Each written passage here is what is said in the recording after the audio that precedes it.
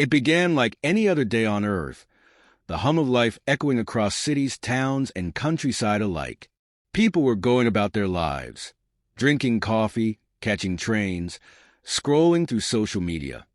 Completely unaware of the momentous event about to unfold, the skies turned dark just after midday, not from a storm but from something far more sinister.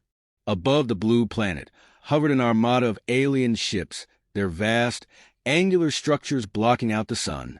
The vessels appeared to be forged from obsidian, their surfaces rippling with a strange energy that seemed alive. The ships weren't just technological marvels.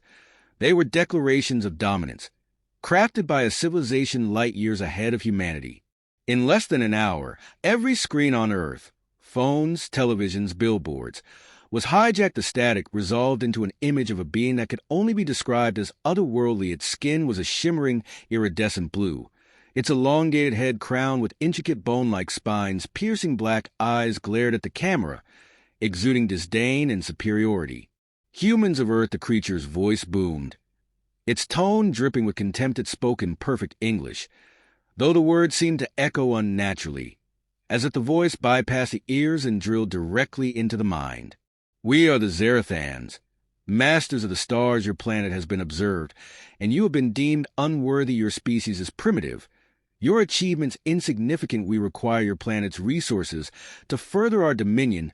Surrender them willingly, or face total annihilation."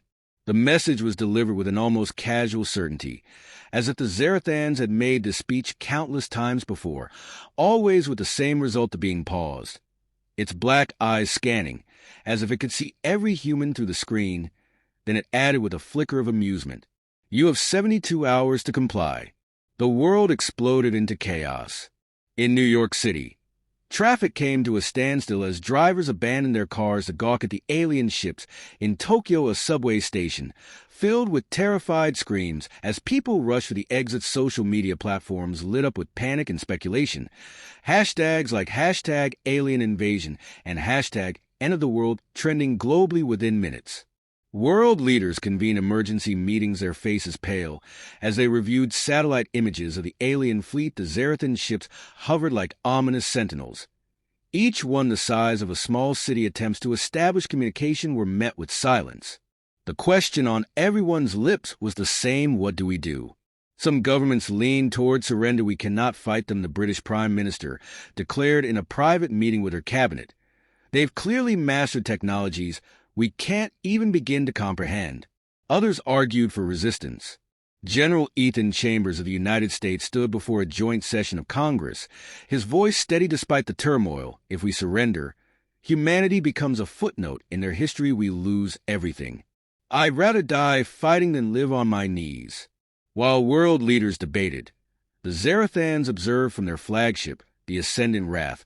Archon Vrax watched the chaos unfold on holographic displays. The supreme commander of the fleet was tall and imposing.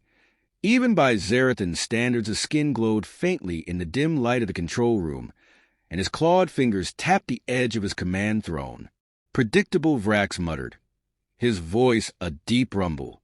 Standing beside him, Subarchan Lyra inclined her head. "They react as all inferior species do: fear, panic, disarray. Shall we prepare the harvesters?" Vrax's lips curled into a sneer. "Not yet. Let them stew in their desperation. Let them understand the futility of their existence. It will make their eventual surrender all the more satisfying."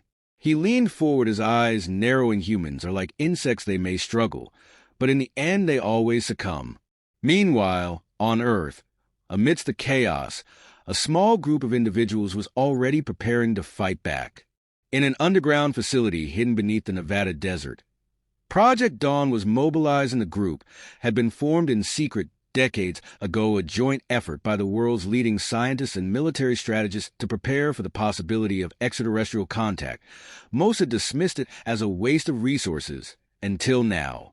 Dr. Elena Zhou, the head of Project Dawn, stood before a large screen displaying the alien fleet. She was a petite woman in her 50s, her silver-streaked hair tied back in a no-nonsense bun. Her sharp eyes darted between the data streams pouring in from satellites and telescopes. 17 ships in total, she said, Her voice calm despite the gravity of the situation. Each one emits an energy signature unlike anything we've ever seen. Their technology is centuries, if not millennia, ahead of ours. Colonel Marcus Kane, a grizzled veteran with a prosthetic arm, crosses arms. So what's the plan? Beg for mercy. Joe shot him a glare. We analyze, we adapt, and we strike. They may be advanced, but no system is infallible. There's always a weakness. 72 hours isn't much time to find it, Kane replied grimly. Then we'd better get to work, Joe said, turning back to her team. Across the globe, similar pockets of resistance were forming. Hackers began probing the alien broadcasts, looking for vulnerabilities. Engineers repurposed satellite arrays into makeshift weapons. Scientists scoured ancient texts and conspiracy theories, desperate for anything that could offer an edge. And amidst it all, the ordinary people of Earth began to adapt in their own way. Families gathered together, holding on to each other as if their combined strength could defy the invaders. Strangers became allies, united by a shared fear and a shared determination to survive. Humanity, for all its flaws, had always been resilient, and in the face of extinction, that resilience burned brighter than ever. As the first day of the countdown drew to a close, Archon Vrax sat in his throne, watching a holographic projection of Earth. They cling to hope, Lyra said, a hint of disdain in her voice. Let them, Vrax replied. Hope is a fragile thing when it breaks. The despair that follows is far sweeter. But deep within his mind, a small, nagging doubt began to take root. The humans were not reacting exactly as he had expected. There was fear, yes, but also something else, defiance. It was a spark barely noticeable against the vast darkness of their impending doom, but Vrax knew that even the smallest spark, if left unchecked, could ignite a blaze. For now he dismissed the thought. After all, what could such a primitive species possibly do against the might of the Zarathan Empire?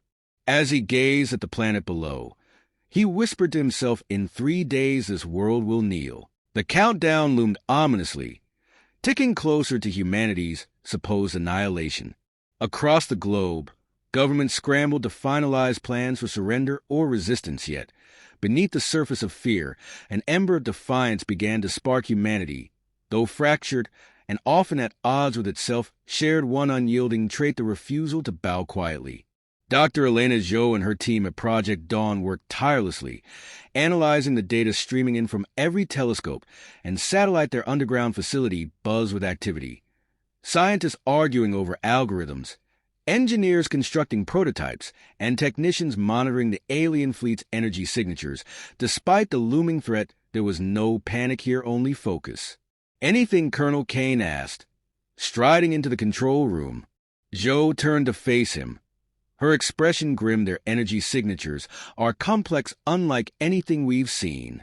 But there's a pattern. I think their shields are tuned to block high-energy particle impacts. Conventional weapons, missiles, lasers, won't even scratch them. Great, Kane muttered. So what can we do? Exploit what they don't expect, Zhou said, a spark of determination in her eyes. We're working on a low-frequency electromagnetic pulse. It's primitive by their standards, but that might be the key. The Zarathans won't have defenses against something so basic. Before Kane could respond, a young technician called out incoming transmission from the Zarathan fleet. The room fell silent as the alien leader, Archon Vrax, appeared on the main screen.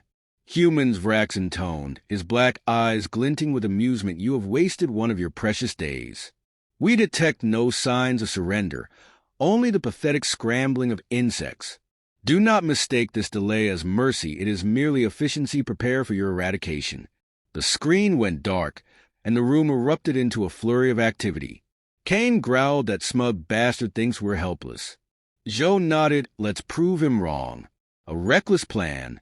In another corner of the base, Captain Darius Kane, Marcus Kane's younger brother, was leaning over a table covered in blueprints and schematics. Darius, a hot-headed but brilliant engineer, had been instrumental in designing Earth's first interstellar-capable spacecraft, the Aegis. Unlike his brother, Darius thrived on risk and chaos. When Zhou approached him with her plan, he grinned. You want me to fly the Aegis up to their fleet and poke the bear? Sounds like my kind of mission. It's more than that. Joe said you'll carry a data probe to collect information on their shield frequencies. We need that data to finalize the EMP, but you have to get close, dangerously close. Kane frowned. Close enough for them to blow me out of the sky, you mean? Joe didn't flinch. This mission is critical. If we don't find a way to disable their shields, nothing else matters. For a moment, Darius looked toward the holographic display of the alien fleet. His expression unreadable, then he flashed his trademark cocky grin. Let's give them a show they'll never forget.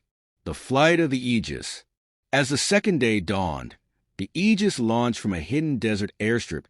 Streaking into the sky like a comet, its sleek design and state-of-the-art propulsion systems made it Earth's fastest spacecraft. But against the Zerathans, it was little more than a gnat. Darius's voice crackled over the comms. This is Captain Kane. I'm approaching the fleet, shields up. Weapons ready, not that they'll do much good. Focus on the mission, Joe replied, her tone steady. We need that data.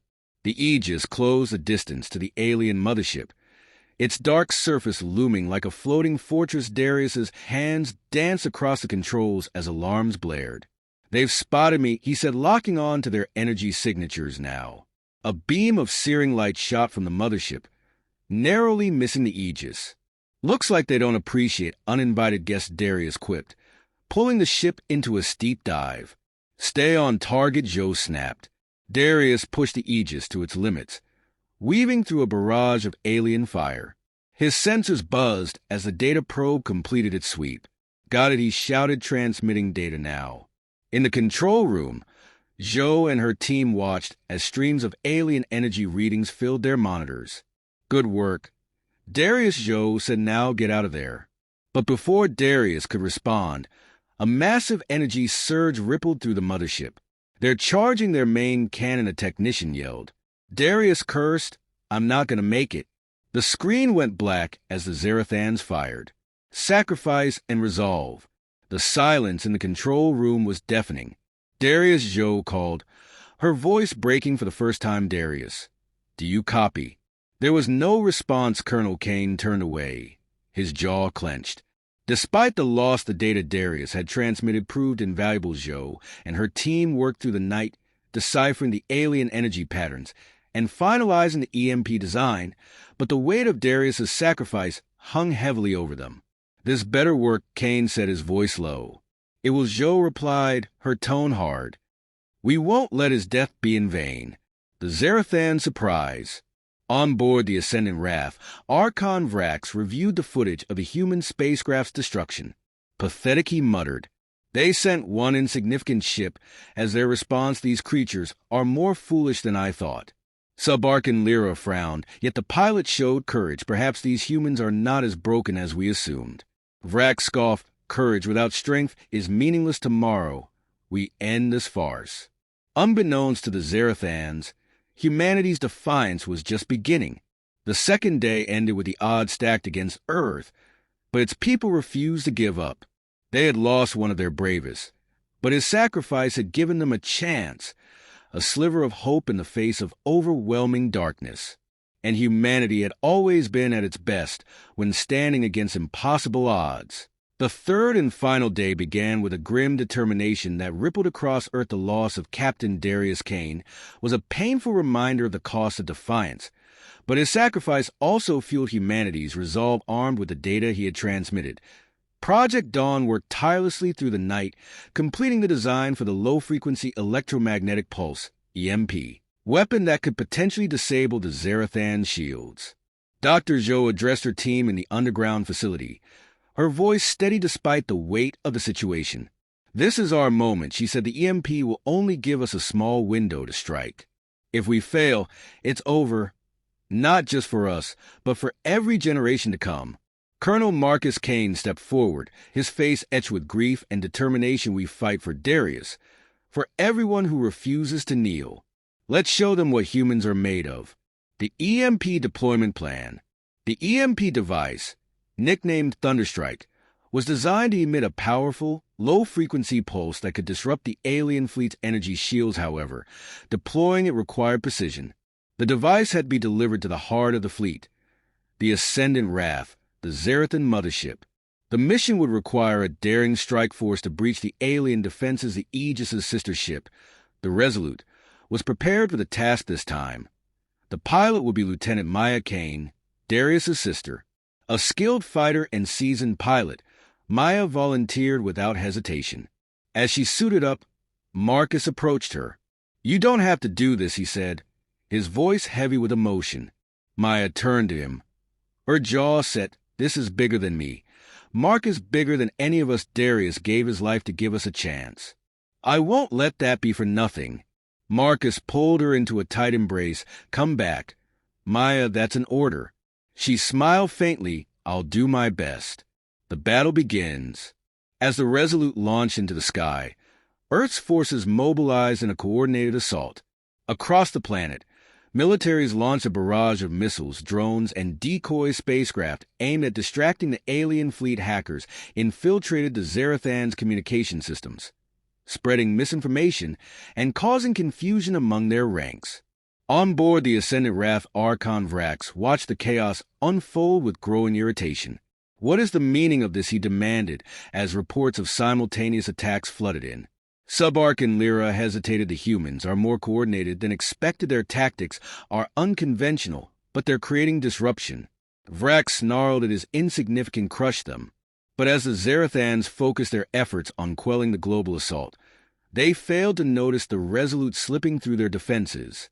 Into the lion's den, Maya piloted the Resolute with precision, weaving through debris and enemy fire. Her co-pilot, Sergeant Liam Hayes, monitored the EMP device. "Device is stable," Hayes reported. "We're on course for the mothership." "Good," Maya said, her voice steady. "Let's finish what Darius started." The Resolute approached the Ascendant Wrath, its sleek design making it difficult to target. Maya activated the ship's cloaking system, a last-minute addition that rendered them nearly invisible to Zarathan sensors. Inside the mothership, Vrax's frustration boiled over. "Why are our systems malfunctioning?" he roared. Lyra examined the readings. "It appears the humans have deployed some kind of jamming technology. Their tactics are crude but effective. Find the source and eliminate it," Vrax bellowed. The EMP activation. The Resolute reached the optimal deployment point. Hovering near the mothership's central energy core, Hayes worked quickly, arming the EMP device. 30 seconds to detonation, he said. Maya's hands tightened on the controls. "Hold steady." Suddenly, alarms blared as the Ascendant Wrath detected their presence. A swarm of alien drones emerged from the mothership, converging on the Resolute. "They've spotted us," Hayes shouted. Maya gritted her teeth, pulling the ship into a sharp dive to evade the drones. "Keep working. I'll buy us time." She maneuvered the Resolute with incredible skill, dodging enemy fire and returning shots with the ship's limited weaponry. The drones closed in, their energy beams grazing the ship's hull. 10 seconds, Hayes called. "Hang on," Maya yelled, pulling the ship into a steep climb. The EMP device activated with a deafening hum, releasing a massive wave of low-frequency energy. The pulse rippled through space, disrupting the Zarathan shields and disabling their energy weapons. On the ground, Zhou and her team cheered as readings confirmed the EMP's success. "We've got a window," Zhou exclaimed. "All forces, engage now." Earth strikes back. With the Zarathan shields down, Earth's militaries launched a relentless assault. Fighter jets and drones swarmed the alien ships, exploiting their vulnerability. Missiles and railguns tore through the previously impenetrable hulls, sending several of the smaller ships crashing to Earth. On board the Ascendant Wrath, chaos erupted as the mothership systems faltered. "Shields are down," Lyra shouted. "Weapons are offline." Vrax slammed his fists against his command console. "Impossible. How can these primitives?" Before he could finish, a massive explosion rocked the ship. The final sacrifice. As the EMP pulse destabilized the mothership's core, Maya realized the Resolute was caught in its gravitational pull. "We're not getting out of this," she said quietly. Hayes looked at her, understanding dawning in his eyes. "Then let's make it count." Maya nodded, her gaze hardening. "For Darius, for Earth." She steered the Resolute directly into the mothership's energy core, triggering a chain reaction. The resulting explosion consumed the Ascendant Wrath, destroying the mothership and crippling the remaining alien fleet. Victory and loss. On Earth, cheers erupted as the alien ships retreated. Their forces in disarray humanity had won, but the victory came at a heavy cost. In the control room, Jo stood in silence, her heart heavy as the realization of Maya's sacrifice sank in Marcus. Kane lowered his head, his grief tempered by pride. She did it, he said softly. She saved us all. Epilogue. In the weeks that followed, Earth began to rebuild. The victory united humanity like never before, forging alliances and inspiring a new era of cooperation. At a memorial for Maya and Darius Kane, Marcus spoke to a crowd of thousands. They thought they could break us, he said, his voice steady, but humanity is more than technology, more than flesh and blood. We are courage, we are resilience, and we will never kneel. As the crowd erupted in applause, Jo looked up at the stars, her expression resolute. They'll be back, she said to herself, but next time, we'll be ready.